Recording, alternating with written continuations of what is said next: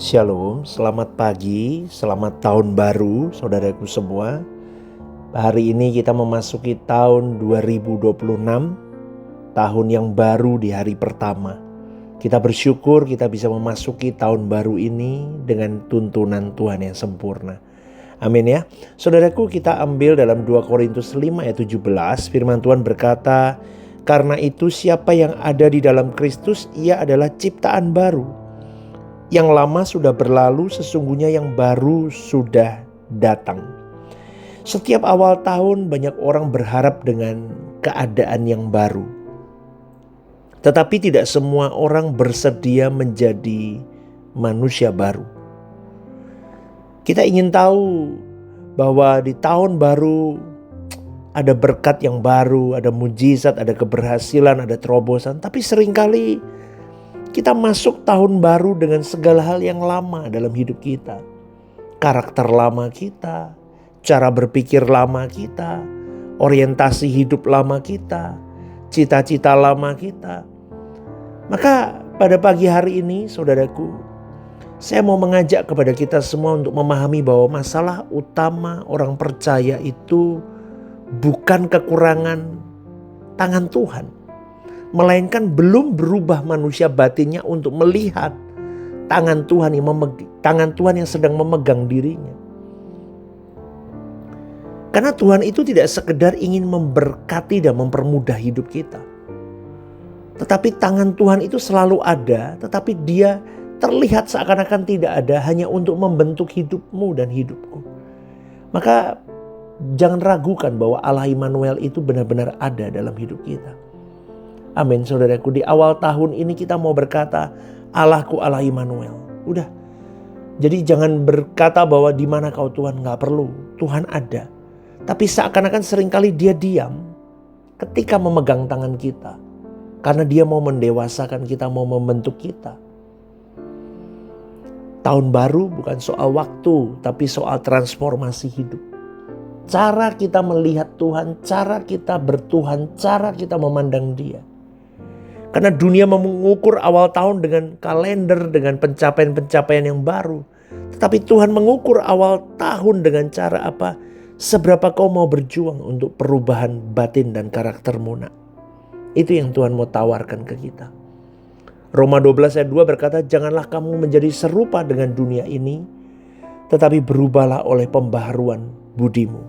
Di dalam suara kebenaran, banyak orang Kristen yang dikatakan begini, banyak orang Kristen itu rajin beribadah, tapi belum sungguh-sungguh bertobat secara eksistensial. Mereka masih hidup untuk dirinya sendiri. Mereka masih hidup untuk ambisi pribadinya, untuk kenyamanannya, untuk kehendaknya sendiri. Tapi di tahun baru ini, di awal tahun yang baru ini, di hadapan Tuhan adalah ketika manusia lamamu mati.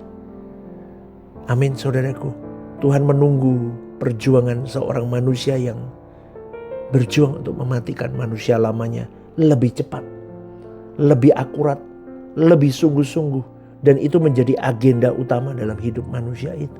Itu yang ditunggu Tuhan. Dan kesalahan banyak orang percaya adalah ia ingin memperbaiki manusia lama. Padahal Alkitab berkata manusia lama harus disalibkan.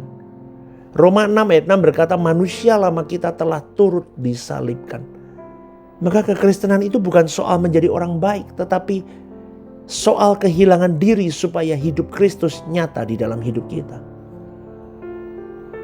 Awal tahun yang sejati bukan tentang resolusi untuk aku harus lebih sukses tahun ini. Pencapaianku harus ini, harus lebih rajin, lebih apa dan apa. Bukan saudaraku, tetapi adalah sebuah awal keputusan untuk berkata bahwa bukan aku lagi yang hidup, tetapi Kristus yang hidup di dalamku. Itu yang harusnya kita gaungkan, kita bawa bendera Kristus naik dalam hidup kita di awal tahun ini.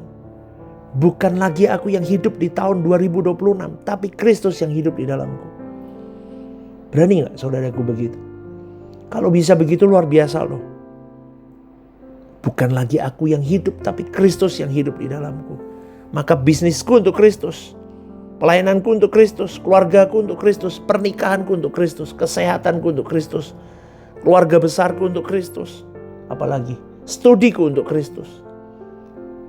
Coba nikahku untuk Kristus. Coba itu luar biasa saudaraku. Sebab semua orang yang dipimpin oleh Roh Allah adalah anak Allah. Itu terdapat dalam Roma 8 ayat 14. Dan orang percaya dipanggil untuk hidup bagi kehendak Allah. Semua orang yang dipimpin oleh Roh Allah adalah anak Allah. Anda dan saya anak Allah kalau kita hidup di dalam pimpinan Roh Allah. Kekristenan bukan mengajak Tuhan masuk ke rencana kita, tetapi kita masuk ke rencana Tuhan. Itu baru kekristenan yang benar. Maka pertanyaan awal tahun yang benar bukan Tuhan apa yang kau bisa lakukan untuk hidupku, tetapi Tuhan apa yang kau kehendaki dari hidupku. Karena hidup Kristen adalah hidup yang taat, yang rela menyangkal diri, bersedia kehilangan kenyamanan hidup untuk menyenangkan hati Bapaknya. Itu hidup Kristen dan itu seharusnya yang kita gaungkan di tahun 2026 ini. Aku mau belajar taat Tuhan. Aku mau belajar rela menyangkal diri, menyangkal kesenanganku. Aku bersedia kehilangan kenyamanan hidupku hanya untuk menyenangkan hati Bapa. Itu Kristen-Kristen yang kelas tinggi. Gak sembarangan orang Kristen bisa memilih ini saudaraku. Ini jalan sempit. Tidak semua orang mau bayar harganya. Tapi kalau Anda mau bayar harganya, keselamatan di tanganmu pasti saudaraku. Maka di awal tahun ini adalah tahun yang baru, adalah kesempatan membangun takut akan Tuhan lebih berkualitas. Amsal 1 ayat 7 berkata takut akan Tuhan adalah awal dari pengetahuan. Banyak orang percaya takut kehilangan berkat, tetapi tidak takut menyakiti hati Tuhan.